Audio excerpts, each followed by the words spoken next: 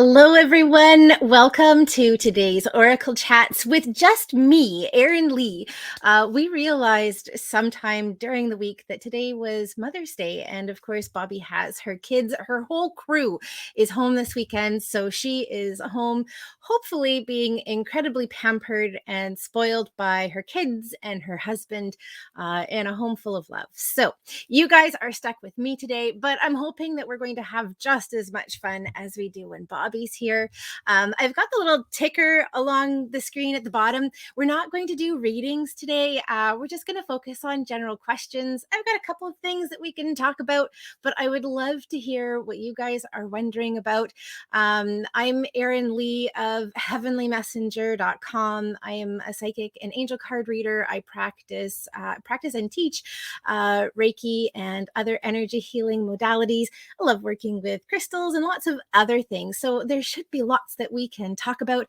And intuition. I love sharing information about intuition, connecting with your intuition, tapping into your own psychic ability. So please feel free to comment, to say hello. And also, if you have any questions, general questions that you want to ask about, I would love to connect with you today and talk about it. If you do want a live reading, pop onto my show on Tuesday night. I do Connection with Intention at 7 p.m. Pacific, which is 10 p.m. Eastern. It's live on my Facebook page and YouTube, and I will send it over to the Universal Connections Facebook page too. So I'm kind of wondering, I haven't seen any comments come in yet, and usually by this time people are commenting. So I'm hoping that it's working. Oh, there we go. And then they just all started coming in at once. Awesome. So hello to Ange and Leslie. It's wonderful to see both of you. Thank you so much for joining me. And thank you everybody else for popping on as well. And Ruth too. It's wonderful to connect with you guys today. Thank you. So I just wanted to wish a really quick happy Mother's Day to all of the mothers in North America, and a happy Mother's Day to all of the stepmoms and adoptive moms and fur baby moms, and to the women who want to have kids but don't have kids. And there are so many women to celebrate, and other people who aren't mothers but who are taking on that caregiving role. Happy Mother's Day and happy Caregivers Day to you as well. Lovely. So let's take a look and see. Hello to Jerry and to Ange and to Kate. It's wonderful to see all of you. Thanks for joining us today. So I see Jerry's asking a question. Jerry's asking, on card readings, I shuffle the card before each pick. Do you? Do you use oracle cards? Yeah. Okay. So there are a couple things with that. I do use oracle cards. For me, I personally prefer them to tarot. Tarot are also a really beautiful divination tool to connect with, and there are amazing things that people who are well trained and well versed in tarot that they can do. One of the differences, the primary difference I think between tarot and oracle cards, tarot has has a lot of structure. So your traditional tarot deck will have 22 major arcana cards and 56 minor arcana cards. And just to throw this little tidbit of information out there, the playing cards that we use, Ace through King, is actually based on the minor arcana. They have an additional, what's called a suit. Is it a suit card? I believe so. No, court. Pardon me, a court card.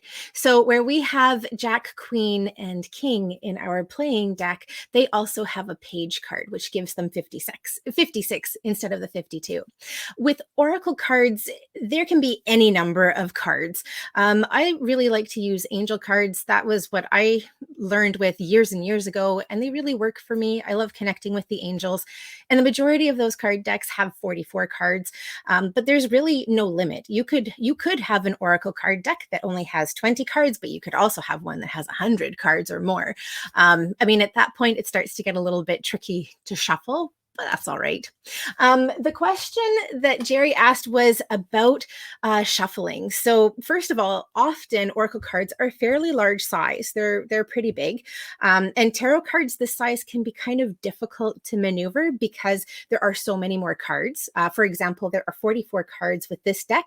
And then if you can add almost, or pardon me, if you can imagine almost an additional like twice as many, it becomes a really big deck. When it comes to pulling cards, I definitely prefer to shuffle. So I like to shuffle on their end like this because I find holding the deck like this is really uncomfortable. I can do it. I mean, some people have larger hands. Often I'll start doing my little blurb about it when I'm doing readings with men, and they just pick up the cards and they have no problem because their hands are just that much bigger than mine. But I like this. And I like to sit and think about the question that I'm asking.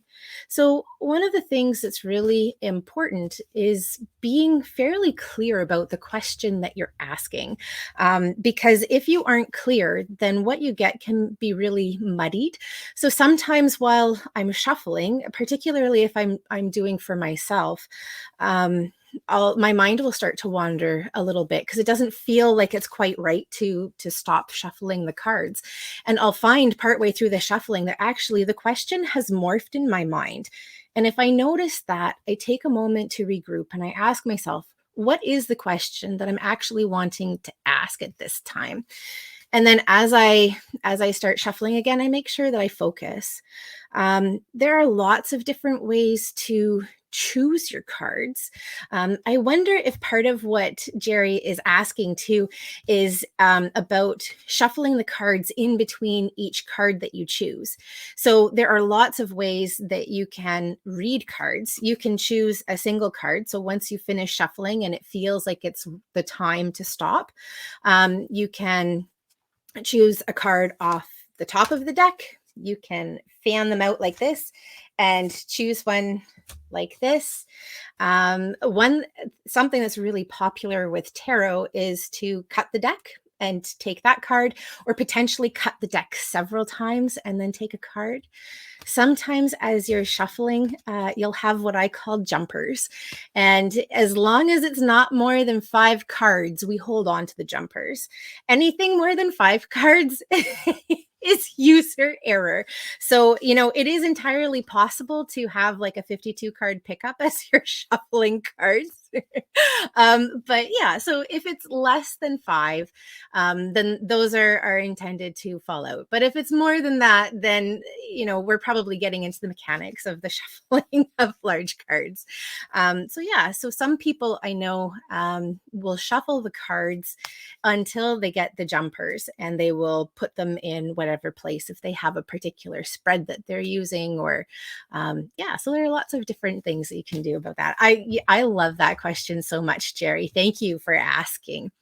And I'm so excited for today's chat too. I'm missing Bobbi. It's so much fun connecting with Bobbi, but I'm grateful that you guys are here with me today. And hello to Kate and to Kimberly and to JC and to Bobbi, a different Bobbi, and Elizabeth. Hello, thanks for joining us. Oh, Elizabeth says, I just got the Breathe Easy cards. Cool. That sounds like an incredible deck. I'm not familiar with that one. If you want to write a little bit about them in the comments there, I would love to hear about them. I have about 60 or 70 card decks of my own, and I just love finding new decks. They're a lot of fun. The readings I do are primarily psychic, but it's still nice to incorporate and to pull cards into it too. And Jerry says, I have a deck called A Traveler's Guide to the Well-Worn Path. Ooh, that does sound like a really interesting one. Jerry, if you happen to know, would you pop down in the comments who created that deck? I'm not familiar with it, but it sounds really similar to a Denise Lynn deck that's also really cool. Fabulous. And hello to Maureen and LOLs from Ruth. And Carrie says, I get lots of jumpers 80% of the time. Yeah. Some people, they just kind of pop out. And I don't know that there's any rhyme or reason to like why they pop out more for some people than others. But it's a pretty strong message when cards are popping out. Sometimes what I'll do is if I have somebody else shuffling the deck and they get a couple of jumpers, I'll put those off to the side as the messages that Spirit really wants us to know.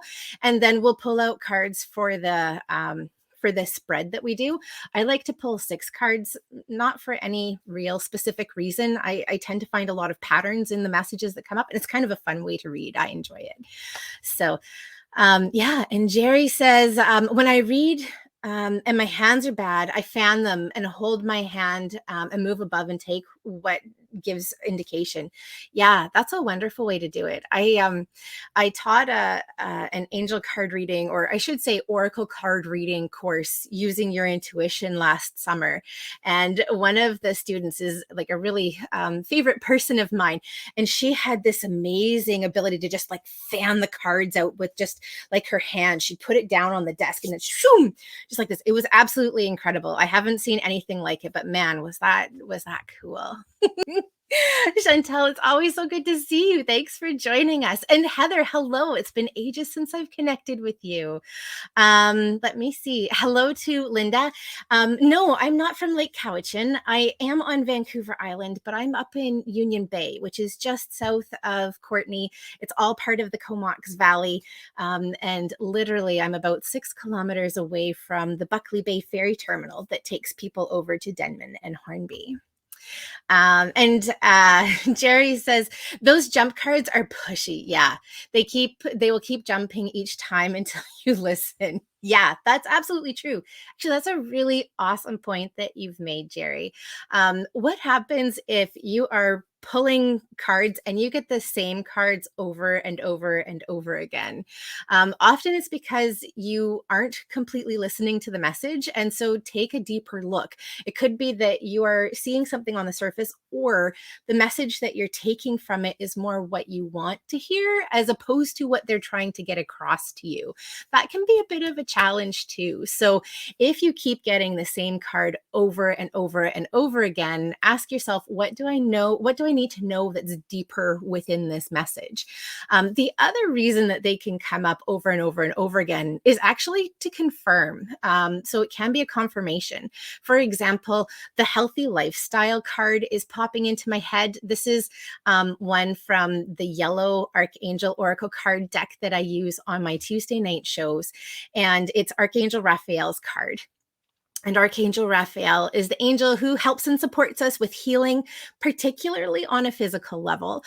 He is the archangel who works with like doctors and people who practice medicine of all sorts. And he really helps and supports us in that way. And so sometimes his card will come out as a confirmation of things that you've already been thinking about doing. So you're already starting to go down that path. You're like, oh, I think that it'd be really helpful for me to make this change in my life, that it would be healthy and positive for me. And so this card will come out as a confirmation, like, yes, you're on the right track. Keep going. If you've already been on that path for a while where you've already made some changes and you don't really see anything else that you're feeling drawn to do, I mean, sometimes we're being encouraged to do things beyond what we're doing, but more often than not, it's a really strong confirmation that, yep, you're on the right track and I'm helping and supporting you in staying on that track. So lots of different reasons that cards can continue to come up. So oh, and Chantel is saying, I see what card to draw. That's really cool. When we talk about feeling cards, that's a very clairsentient way to choose cards. But I think part of what Chantel is describing is possibly it being like it's standing out or being illuminated in some way, that's the card to choose. And that's a very clairvoyant thing. That's really interesting. I don't think I've heard of that before, but I love it. And Carrie says, oh, that makes sense. I'm a bit stubborn. Yeah. Yeah. We can all be a little bit stubborn, and we can also be resistant to hearing the messages that are coming up in the cards. I mean, has anybody had that experience? experience? Put up your hand. I'll put up my hand too, because I know that that's something that I've definitely dealt with in the past as well. um, where I am very stubborn and determined that this is going to be the answer, that this is going to be the message for myself. It's really easy to be impartial for other people, but when it's for yourself and when it's for something that you're really invested in, it can be really difficult to remove yourself enough from the situation to be able to get a really clear message. So that can be another thing. Like sometimes when you pull cards, the message is really murky and you're like, this doesn't make any sense. Because one thing is saying to keep going, the other thing is saying to slow down or to stop. And then I'm being pulled over in this direction. I'm looking at these cards and they just aren't making sense to me. Sometimes that can happen because one, you aren't clear enough in the question that you're asking. So going back to what we were talking about at the beginning, maybe the question became murky for you as you were shuffling. And so you've got little bits and pieces of the question being answered, or universe is kind of like, we don't know what it is that you're talking about. So let's go back to the drawing board. But also, if you are overly invested in a situation, that's not the best time to be pulling cards.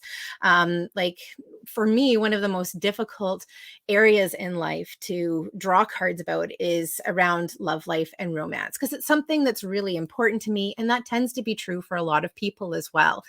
So that's probably one of the big areas that it can be very difficult and challenging to get an answer, because I'm seeing as we're talking about this. Does anybody remember as a kid he loves me, he loves me not, he loves me, he loves me not? I don't even remember what kind of flower it was. It might be a dandelion, but let me know if you know what I'm talking about. That's almost what it's like. And sometimes, if there are only a couple left, you can say, well, there are only three. So that means that if I say he loves me right now, then it'll be he loves me not, and then it'll be he loves me. I don't believe I've just admitted to doing that. Oh dear. Um, Let me see. I've missed a couple of them. The messages are coming in quickly. So let me see.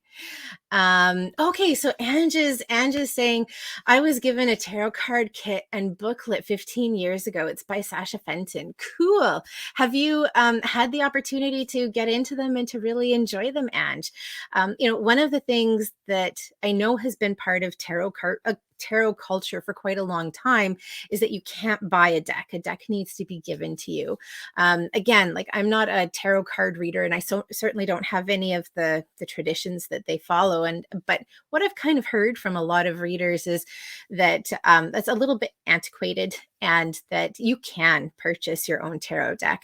And certainly there aren't any issues with purchasing your own oracle card deck either.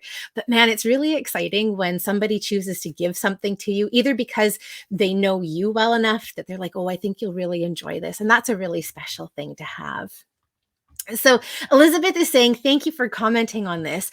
The Breathe Easy deck is 36 energy exercise for mind, body, and spirit. Oh, cool. By Amy Zerner and Monte Farber. It's been amazing. I end my night with positive affirmation and I tend to get 2 cards. Cool. Oh, that sounds like a really interesting deck. And that's one of the things that I think is special. It's really neat and unique, is that we're seeing card decks that aren't necessarily focused towards using them as an oracle or as like some sort of divination tool, but that they're helping and supporting us in other ways, that they're teaching us things, or they're helping to guide some self-care practices. And that to me is incredibly exciting. What an amazing way to have something that you're able to cater to yourself, that you're intuitively pulling. So like your subconscious is fully and completely aware of what it is that you need to focus on. And here are all of these options, in this case, 36. And what are you going to focus on? Isn't that amazing? That's awesome. Hi, Franklin. Thanks for joining us. Okay, and so Jerry's saying the deck Raven Grimacy and Stephanie Taylor, art by Mickey Mueller. Cool. That sounds like a really interesting deck, Jerry. I so love it when people share what they're focusing on. And Chantel says that that's exactly what happens for her. So her clairvoyance is coming up, and it's showing her the card to pull. There are lots of really interesting ways to pull in your intuitive abilities into reading cards. And I think that's actually one of the great benefits to working with oracle cards as well, is you have the opportunity to really start learning and understanding how you receive your intuitive messages, whether it's clairvoyant, which means clear seeing, and certainly as a visual tool, like oracle cards are such a great thing to start practicing and developing clairvoyance with. Clairsentience, like how does it make you feel? How do you feel in your body? For me, I'm one of my primary clairs is claircognizance, and so I'll just grab this deck that I have here that we pulled. And so for me, it's always really important to have words on my card deck. Sometimes, if the cards are really good at expressing ideas and thoughts in the graphic, then that's enough. But it can be a really interesting experience to go through and say, hey, I really want to develop more of my clairvoyance, and so I'm going to focus on a card deck that is very heavily imaged, or that has images that I really resonate with. Anyway, so Ruth says that she's not good with the cards. You know what? I would love to hear a little bit more about that in the comments if you're open, Ruth, because for me, and this maybe goes to like my background and what I enjoy. I love cards. I think they're a lot of fun, and if there is something that we can help you with, I think that would be really incredible. Awesome. Yeah, and Chantel says that she fans them out in her hand and see which card to get out. So yeah, that's incredible. Maureen says, I struggle to read myself even with tarot. How do you feel about dreams in terms of messaging? Is it still too murky? Um, yeah. So let me just go back for a second. I mean, I've already said that there are some areas in my life that I have a difficult time reading myself for too. And a lot of that has to do with being too invested in the outcome, or too invested in the message that comes up. So one of the things that you could do is you could practice by reading things about yourself that you don't have a really vested interest in. So for example, when we do intuitive exercises like trying on a decision where you feel in your body yes and no, one of the things that we focus on is something that doesn't have a really big impact, and to start asking, or to start with that question rather. So what should I eat today? What should I wear today? So you could start with doing things like that. And I mean, probably for the most part, you aren't too overly concerned about what you're wearing for the day. You probably have clothes in your closet, and or you could even narrow it down. Maybe you have 5 different or 3 different potential outfits, and you have a card for each of them, and maybe or maybe they're each different colors, and so the card that you pick, it has to have a lot of that color in it, and that helps you to know which card you're going to do for the day, but pardon me, which outfit you're going to wear for the day. And part of what that does is that starts to develop your pathway to connecting to messages for yourself. When you can create space for yourself where you aren't overly invested in the messages that are coming up, then it makes it a lot easier to read yourself doing that. In terms of dreams, in terms of and messaging, is it still too murky? I don't think so. I think that more that has to do with your own understanding of what's coming up and what's coming through. When you are reading for yourself, it's really important to be in a place where the answer could be anything. Because as soon as you start putting limitations on it because of what you want or because of what you think, then you're pulling yourself out of the intuitive process, because both of those things are really ego based. Well, ego doesn't have intuition. intuition. Ego uses your mind and your thought, and it also is that place that kind of tells you no. Your subconscious is really where you are connecting. Like, that's the connection point for your intuition, for psychic ability. So as soon as you start putting in want or think, then suddenly uh, that connection is turned off. When I have people book readings with me, I give them the option to put in what they want to talk about, and I don't look at that until right before I'm doing their reading. What I'll do is I'll take 15 minutes before the start time of our reading. And before I even look at the question, I'll take their name and I'll start tapping into the person to see what messages are coming up for them. And then I'll take a look at the questions that they've asked and I'll start asking about those questions too. But the reason that I do that is I don't want to give my ego mind any sort of time or any sort of room beforehand to start plugging in what it thinks the answer is. I want to be completely fresh and completely neutral and already connected with the energy of that person before I even take a look at the questions that they're asking. So it can be really helpful and beneficial if you're receiving a reading from somebody to interact with them, like to talk. I certainly really enjoy that. And I think that we can get a lot of clarity in the messages that are coming up. But there also comes a point with giving too much information, because if you start giving too much information, then suddenly your reader is going to be going into their thinking place instead of their intuitive and their psychic place. So we kind of got off tangent on that.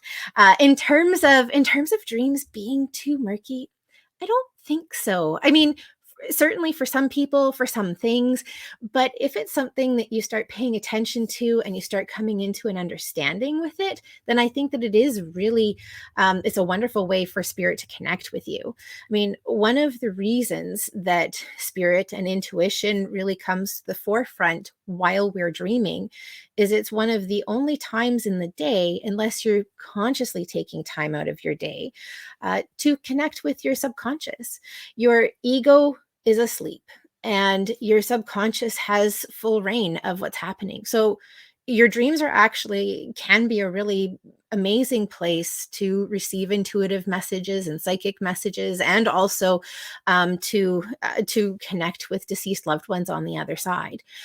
The flip side of that is it can also be a time when we are processing. So, for example, if we're going through a lot of really deep healing at the time, or we are refusing to do healing that we need to do, then our dreams can be part of playing out like the things that we are refusing to acknowledge while we are awake. So, I mean, it can certainly be beneficial in terms of pointing you into what you need to be focusing on, because if it's coming up in your dream time, there's something more that's there. If you are able to remember your dreams, because a lot of people don't or can't, it can be really helpful to have a dream journal. And what you basically do is you write down the parts of the dream that you remember, preferably as soon as you wake up, because sometimes as soon as we start going through our day, then we forget. But also sometimes as we're going through our day, little bits and pieces will pop in. If you're able to, add them in. And then, see what kind of comes up for you in terms of feelings for what that dream may mean, if there is any meaning that you need to focus on. And over time, you may start to see patterns. Like, when I see this thing in my dream, it means this, or I need to pay attention to that. So I think that there's probably a fair amount of learning that comes with that, but it's an incredibly powerful tool. It's one of a wonderful way for subconscious to connect with us. And again, like, subconscious is where intuition and where psychic ability, where that is all able to start entering. Awesome. And we've got Pat saying Daisy, Daisy, Daisy, Shasta Daisy. We've oh, Daisy. Thank you. Oh, that was a couple of minutes ago. I'm really behind on the comments. Yes, it is the Daisy. The he loves me not. He loves me not. And Leslie, thank you. Leslie also says that she'd cheat too. I'm sending you a great big huge high five. That's awesome. And Elizabeth says we've all done that. Yeah, I think that's probably human nature. So Jerry's saying if you have a cat, ooh, and it will also decide which card is good for you or not. Oh my gosh, yeah. I mean, our cats are so in tune and they're so intuitive. For Bobbi, she's got a couple of cats. They're all her witch cats. Oh my god! And sometimes they will lay on the card and bite you if you try to take it. Okay, I don't have cats. I don't actually have any pets, but Jerry, that is pretty interesting. So I wonder if that's the card that you really need the message, or maybe that's the message for the cat and it doesn't want to share. Yeah, and Chantel says you can buy a deck, no problem. Absolutely. I certainly didn't have 60 or 70 people who gave me all of the card decks that I have, so you can definitely buy them. Um, and let me see. So Ange is saying it's been a few years since she last used her cards, but she loves them. That's awesome. Elizabeth, I feel like the deck I got called me. Yeah, that definitely happens. I was actually in a secondhand store looking for a phone card for home phone and was leaving, and I was drawn to a shelf, and they were there with a stone sculpture that is a lady holding, a heart with the saying, "Love everlasting and true." Oh, that's beautiful. Yeah, I mean, there are so many different ways to choose your card decks. It's wonderful when they like fall out at you and pop out at you like that.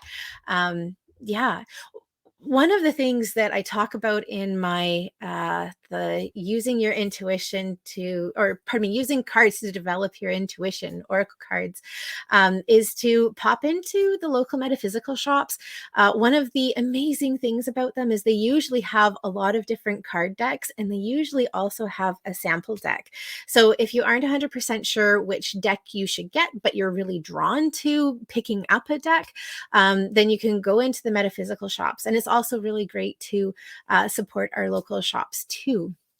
If for some reason you need to buy online, your shops don't carry the cards that you want, or you're not close to any shops, then buying online is also an option too. One of the things I think is really neat is there are a lot of YouTube videos where people unbox the cards and where they show you the cards. And one of the reasons that I'm talking about this is it's really important when you choose a deck to choose a deck that you resonate with. So what I'd encourage you to do, if you physically are able to hold a potential deck of cards in your hands, is give them a little shuffle and pull a card, just a random card. What do I need to know right now? And so uh, and so then you take a look at the card that you get. And for me, trust, that totally makes a lot of sense. This is the Romance Angels deck too. So it's all about relationships. And the message that I just pulled here is trust. And I'm like, yeah, that really speaks to me. But also take a look at the picture and the imagery. Take a look at the message. Is this something that draws you, that feels good for you? And pull another couple of cards. What else do I need to know? And to see how much that resonates for you, because that makes a really big difference. We've got like the soulmate card popping up. So yeah, take a look. There's a lot you can do. And you can also let the pendulum pick the card for you too. Yeah, that's a great one. Again, it's really important to, I think, when you use a pendulum, to be in a place where you're open to whatever the message is, and not to have any preconceived ideas. But yeah, a pendulum can definitely guide you and direct you too. And Chantel says Star Child Oracle is one of my favorite, but also the Baroque Bohemian Cat Tarot of Vampires by Ian Daniels, Aura Soma cards. I could go on and on. Love the art in the cards. Yeah.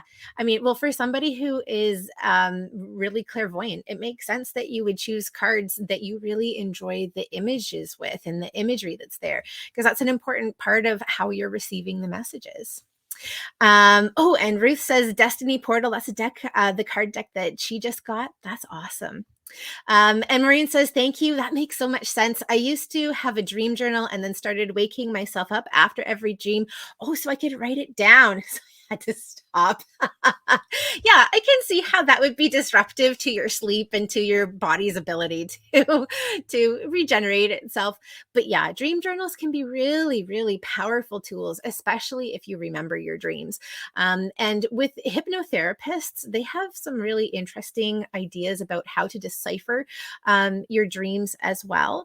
A friend of mine years ago, when I was doing a lot of my training, my spiritual training reading and cards and angels and stuff like that.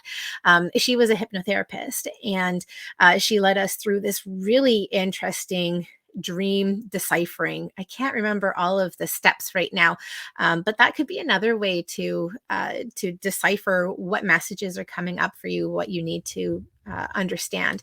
And one of the things that was important with that was to write the dream out as much as you could, at what you remembered. And you went through and you changed words. So, for example, one of the things that I remember was that any person or animal who showed up in your dream became it became you. So it was a message that you were telling to yourself or giving to yourself. There are lots of other things that you did as well, but it was a really interesting technique. Yeah, and Jerry's saying you're so right on the dreams. Also, you will get premonitions there too. Yeah, absolutely. Your dreams are such a wonderful portal into your subconscious, into what's going on. So sometimes people are completely overrun by dreams, and it has an impact, a negative impact on their sleep, and therefore on physical and mental and their well-being in general. So one of the things that I say for people, if you are experiencing that, to make sure that you take time out during the day to connect with your subconscious. So there are lots of really great ways to do that.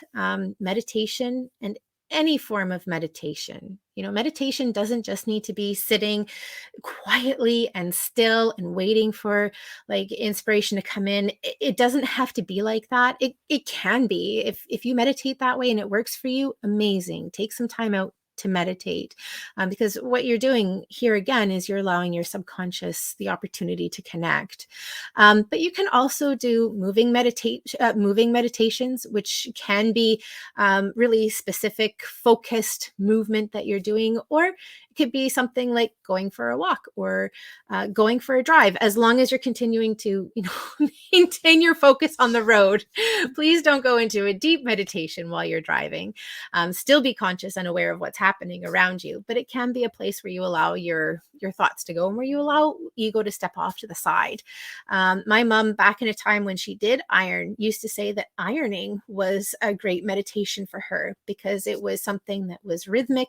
She didn't need to focus on anything else. She could be really present with the ironing, and she found it was very comforting and very meditative. So there are lots of different ways that we can disconnect during the day. And as I said, if you are having a hard time with dreams or with deceased loved ones coming through and it's disrupting your sleep to the point where you aren't getting a good sleep, make time for that during the day to connect with your subconscious. Let me see. And Ange said, I had a toxic boss and I used to dream of screaming at her and walking out. Wow. If that doesn't say what your subconscious is needing you to do, I don't know what is. And then I left, and an old coworker left a year later, and I had a dream again of the old boss, but this time it was calming and relaxing. And Ange says, I think it was a sign that we made the right choice. Absolutely. Certainly for your health and well-being. But you never know what other things are happening. And possibly the act of two people leaving, potentially more, meant that the boss needed to make changes, which were in her best interest, or you never know. But yeah, that's a great confirmation. Yeah, and Elizabeth saying, absolutely, I wouldn't just buy any deck. I have been suffering anxiety at night, and this is a good way to end my evening with positivity, breathing affirmations. Absolutely. In fact, that was one of the ways that I really got into reading cards. I had dabbled in my teen years and, had done readings with playing cards. If you were with us at the beginning, I mentioned that our playing cards are actually based on the minor arcana tarot cards. And that was what my grandmother used to read too, is she used to read playing cards. So to kind of honor that, I found this little book that talked about how to read playing cards. And so that was what I would do at school during lunch in high school, was I would read cards for myself and I'd read cards for friends, and I'd always have a lineup of people sitting and waiting for readings because it was fun. It was a great way to connect and to do something that wasn't schoolwork in high school. But then, I graduated. I went to university to college, and I was out working, and I was in a job where the people were absolutely amazing. But I really didn't enjoy what I was doing. And so anxiety for me was running so high. I actually ended up having to leave that job because my anxiety had completely overrun me.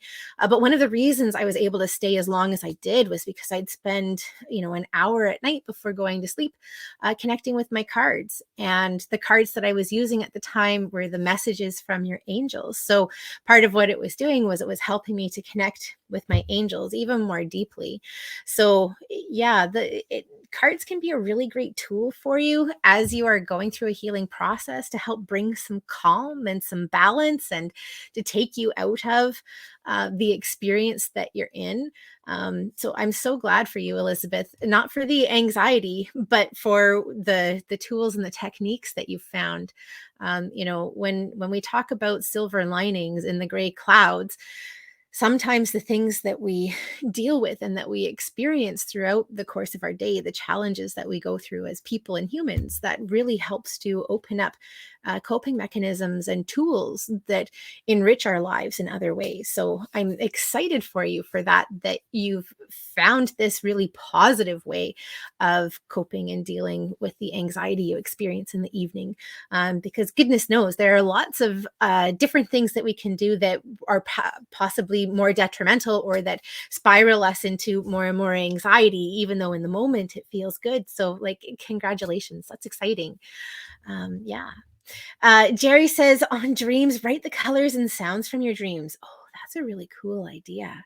I hadn't thought of that. I don't know that I dream in sound. Hey guys, let me know who here dreams with sounds. Like, do you get like a full audio sound? I would really be interested in that. For me, I get a lot of feelings.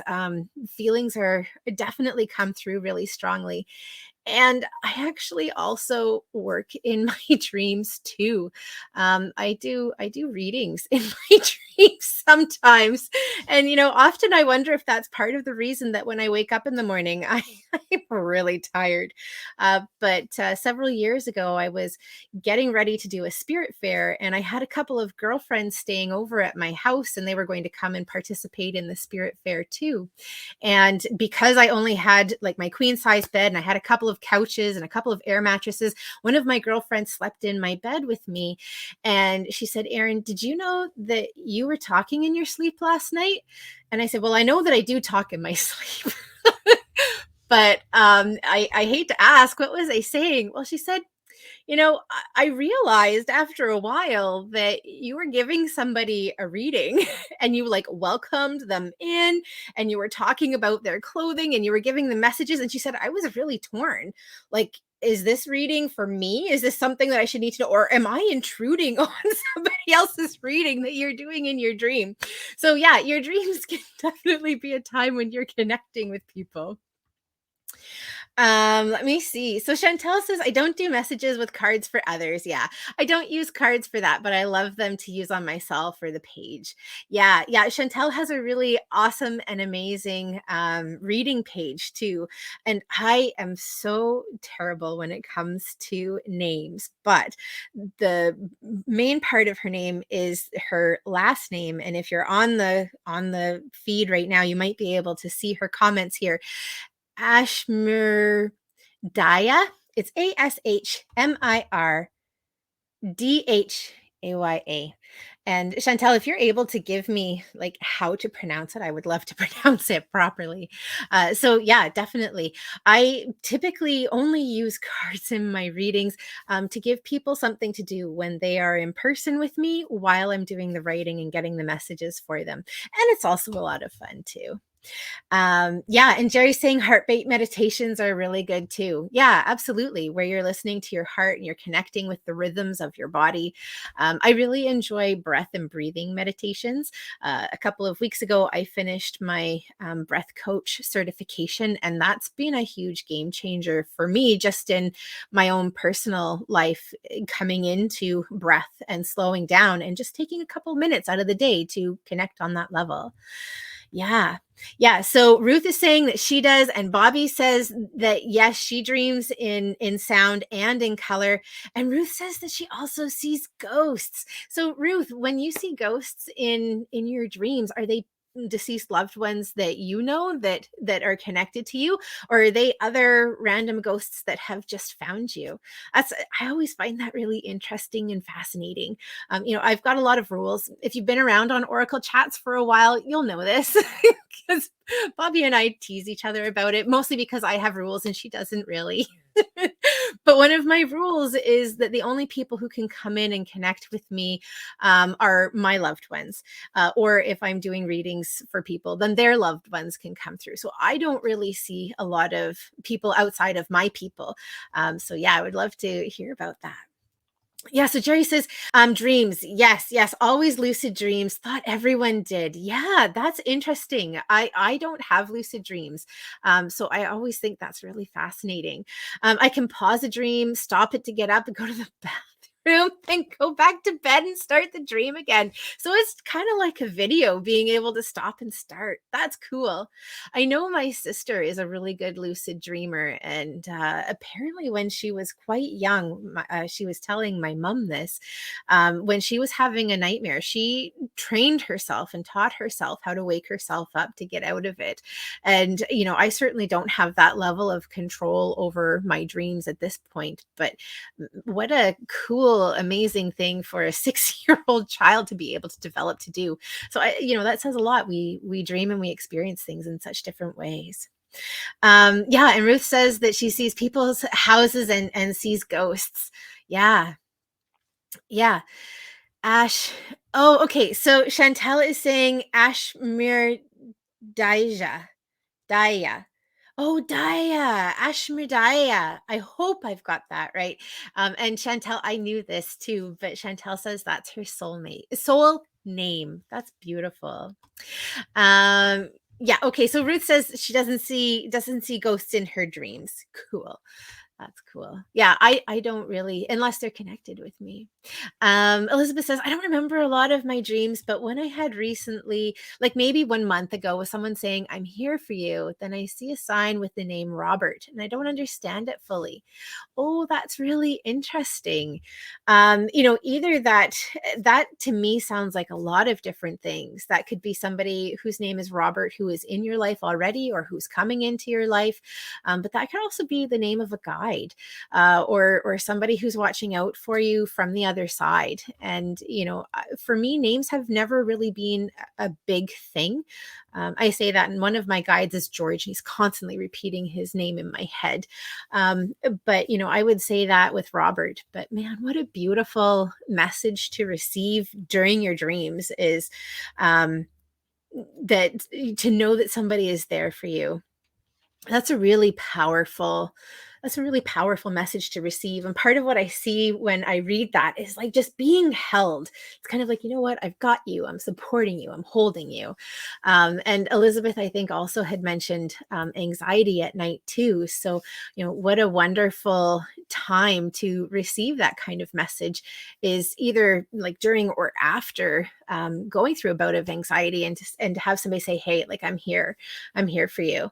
It could be interesting to experiment with connecting with Robert, Elizabeth. I mean, obviously do what feels best and right for you, but I kind of wonder if when you're in a place where you're starting to experience some anxiety, if you can call on the energy of Robert and say, hey, I'm having a hard time. Are you still here?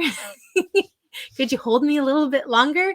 I'd love to be able to get through this with you, because it certainly sounds like the offer is there. Yeah, and Linda's saying I can stop and start dreams as well. So get up, go back, carry right on. It's a gift. Yeah, that definitely is a gift. That is so cool. So for Linda and for Jerry and anybody else who has this amazing gift and ability, is it something that you've always had? Is it something that you developed over time? Did you have to practice it, or was it just always something you can do? Because one of the things that I wonder is, in the same way that that I have rules to kind of keep safe, we can also ask for help and support in experiencing new things. So I'm kind of thinking maybe in addition to help with remembering more of my dreams, if maybe I can get the remote control that goes with the dreams too. I think I'm going to try that. I'll let you guys know next week. I will write it down on a piece of paper so I remember. Does anybody else want to try it with me? I think that'd be a really cool conversation to have. And I'd actually really love Bobbi's input on it too. Yeah. Cool. Yeah. And Chantel saying almost that she gets really lucid dreams and she's almost able to control them too.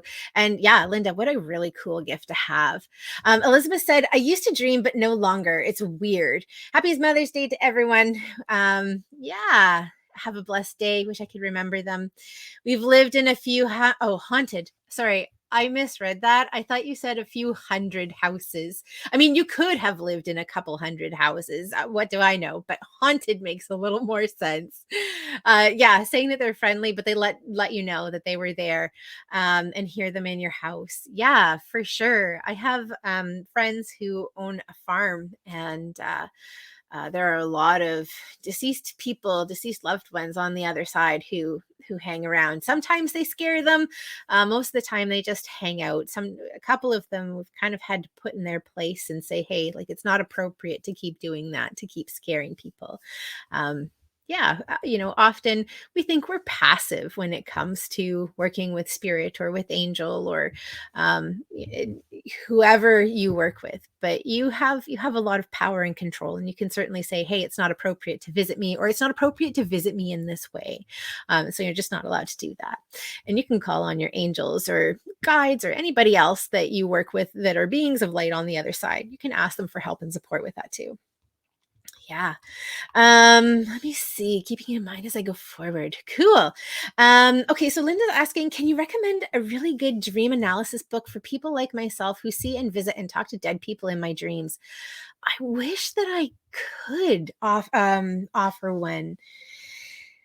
And part of what I would say, actually, I mean, it is great to have books and ideas as a foundation to give you a bit of a framework to work from. But part of what I would do is take a look at the images that you see, perhaps on a regular and consistent basis. So, for example, when I work with deceased loved ones, I don't do a lot, but when I do, rainbows are really significant, and part of that is letting their loved one know that they're okay, and they'll show up in rainbows. And so rainbows, I know that that's what that means, is that I'm okay, I'm with you, I'm here, or yes, you're on the right track. Any one of those things, that's what rainbows mean for me. And part of what you can do is you can almost develop like your own dictionary based on your own understanding. I watched John Holland several years ago, and he was talking about some of the images that he gets when he works with deceased loved ones. And so basically, he has kind of this repertoire, and spirit, when they want to connect with him and talk with him, these are some of the go-tos. And so he said, for him, he grew up with parents who were alcoholics, and so as soon as he saw the Jack Daniel's whiskey bottle, he knew that alcohol was an issue, either for the person who had crossed over on the other side or for the person he was talking to. I think usually it was for the person who had crossed over on the other side. And it was one of the ways that they communicated with him that alcohol had been a problem, and either that was part of the message or was part of confirmation. For me, as somebody, I didn't really grow up around alcohol. My parents were older when they had me. They drank very responsibly. They barely drink now. And so alcohol isn't really a thing for me. So if I were to get the same Jack Daniels, it wouldn't mean the same thing for me. And I think that's one of the things to be aware of when it comes to dream dictionaries, is everybody's interpretation is going to be different based on the experiences that they have had. Possibly there are some things like, what does it mean when you're running in your dream? And maybe that's something that's a little more generic for people. I would say that probably the thing that you're moving towards or you're moving away from, maybe that has more significance. So what I would encourage you to do, yes, take a look for some dream books and to get like a framework. But a lot of this is going to be based on what the messages mean for you. And so it could be a really great exercise to think about what different things mean for you, especially if you're seeing those kind of images or you're getting those kind of messages over and over in your dreams. Ask, okay, well, what does this mean for me? I have a rose popping into my head as I'm talking about that. And and roses for me mean lots of different things. It's part of the nickname that my mom used to call me when I was little. So like there's that aspect of it. That is probably something that doesn't apply to the average person, having that connection and that correlation. So I would encourage you to see what the messages mean for you. And likely it is going to be something that references something that is significant as well. Yeah, yeah. Elizabeth, definitely try connecting with this Robert energy, whatever it may be. Especially since it said that it was there. Yeah. Let me see. Oh, we've got some spammers on here. Hold on, guys. This often happens when I do the live shows, especially on my page. So my apologies if anybody has been contacted for readings. Please know that, we don't solicit readings, neither Bobbi or I, and we won't come in and ask you to DM us or anything like that. So if somebody on our feed is doing that, know that as soon as we get off, if I don't see it while we're on, I will take care of them. Yeah, so Jerry's saying that she's been a lucid dreamer all her life. Cool. And Linda, I feel like I've had this ability for my whole life, but as I aged, became more aware of it. So now it happens all the time. Yeah, absolutely. That makes a lot of sense to me. So cool. I think that's great. And certainly, the more that we have understanding about ourselves, I think the deeper our realization can come into things as we're moving forward with our dreams. Yeah. So Amazes. Amazes. I wonder if that's amethyst because amethyst. I wonder if Chantel is suggesting amethyst because that can be a really good crystal to have. One thing that I'll mention about having crystals around is they are really high vibration and high frequency. So there are a couple of things to know. If you have a lot of crystals around you while you're sleeping at night, it can have an impact on your quality of sleep. So less is more. And especially if you are doing a lot of healing or processing, or you're having really convoluted, weird, or nightmarish kind of dreams, make sure you're clearing your crystals on a regular basis because all of that energy can be stored and sucked into it, and you don't want it to continue to perpetuate it. I have a really beautiful client. She is like a crystal goddess, and her room is like covered in crystals. They're all over the place. Like she's got a really deep and amazing connection with them. And she was having a very difficult time sleeping. Like she was constantly feeling like she was buzzed. She was dealing with some anxiety. And the message that came through was that she had too many crystals in her space. So, I mean, if you think about it, for many of us, having like caffeine or any sort of stimulant, sugar, or sometimes even food, just eating before you sleep can cause you to have a poor sleep or an unrested sleep. And that's because there's so much that's going on in your body. And the same can happen with crystals too. So just a couple of crystals, not a lot of crystals in your space. But yeah, amethyst is a really good dream crystal. You're absolutely right. Yeah, wonderful. And happy Mother's Day from Ruth. Great. Jerry says dream analysis books are not good. Oh, in her eyes, you need to interpret what things mean to you, and no one else can do that for you. Yeah, that's kind of where I fall with that one too. But I do think that it can be helpful to get like a foundation and some groundwork as well. Anytime something is coming through for you, I think that there's a really wonderful opportunity to learn more about yourself, to come into deeper awareness of who you are, what things impact you, how they impact you, connecting with your intuition. I was actually, to kind of get off topic slightly, I was having a conversation with my sister the other day. I've been working on creating some oracle card decks. I have ideas for about 10. And part of what stops me up is the imagery. Like, I'm just not an artist. That's not my forte. But my younger sister is an incredible artist. And she said, "Well, Erin, why don't I help you? It'd be really cool to work on a project together." And so we've been going back and forth. And her experience, she's also highly intuitive as well, but she hasn't developed it in the way that I have.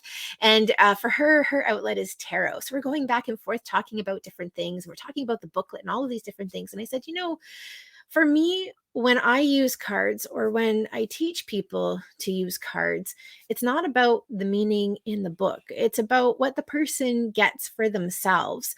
I think it can be, this is maybe an unpopular opinion, but I think it can be a disservice to yourself, to your own development, to focus and concentrate on the booklet and the message that the author created. Because at the end of the day, the author's intention, I would hope, is to help you learn and grow, to access and to connect with your intuition on a deeper level and on a more significant level. And I think that part of the opportunity that's present in connecting with your dreams is exactly the same thing, that it's another tool. It's like an oracle card deck. It's like it's pendulum or dowsing rods or any other tools that we use to deepen our understanding of our intuition, to connect more with ourselves. Like, here's a beautiful tool. And instead of giving the power over to somebody else's thoughts and ideas and perceptions, isn't it a cool place to be able to come into that understanding for yourself? Because with, like, same with the rose thing, the rose has some really significant meanings for me that they probably won't have for you, but likely there are really significant meanings that a rose would have for you that it doesn't have for me. And so, yeah, there's the opportunity to really explore that. And I think that's really amazing. Yeah. Heather says, "Happy Mother's Day. Missing my mom who passed." Heather, I'm sending you big hugs and so much love and support. Um, you know, I can only imagine the difficulty that today in particular would bring. So know that I'm sending and surrounding you with big hugs, love, and healing. And actually, I wasn't exactly sure what we were going to talk about today. So Jerry, thank you for kicking us off with the Oracle card chat. But I was really drawn to pull up the rose quartz heart. So I'm sending some rose quartz heart energy, Heather, to you and to anybody else who's having a challenging day today. There's so many reasons that we can have challenging days on days like today. It can bring up things that haven't been healed or relationships or yeah, there's lots. So if you're having a challenging day today, I send big hugs, love, support, and healing to you too. Kathy, hello. It's always so good to see you. I'm so glad you're on today. And Chris, hi. Thanks for joining us. Oh, okay, Chantel, thank you. So Chantel said that it was right. Let me just see. Amazes is what Chantel has said, and she says it's a combination of amethyst and azulite. Now, is azulite the same as azurite? It's been so long since I've gotten into the new crystals that I'm not too familiar with some of the new ones that they've found. Yeah, and Chantel says she has crystals all over, that she sleeps better with crystals and often sleep with the maki balls in your hands. Absolutely. The maki balls, they're known as so many different things. Boji balls or boji stones, shaman stones, and one is male and one is feminine, and you hold one in each hand and it helps to balance. One of the things I think that perhaps is coming up for people with having a lot of crystals is they usually do a lot of really high vibration, so quartzes and auras and different crystals like that. But when you're sleeping, you really want to have things that are grounding. So there can be a balance. Everybody's obviously really different, but having a lot of grounding crystals could potentially be really helpful too. Yeah, so azulite, amazing, awesome. Well, my friends, I think we've come to the end of our hour together. I'm so grateful for each and every one of you who have taken time out of your day to connect with me, especially since it was just me and not Bobbi and I. We should be back next week on Sunday, which I think is May the 15th, 2022. Oracle Chats at 3:30 Pacific, which is 6:30 Eastern.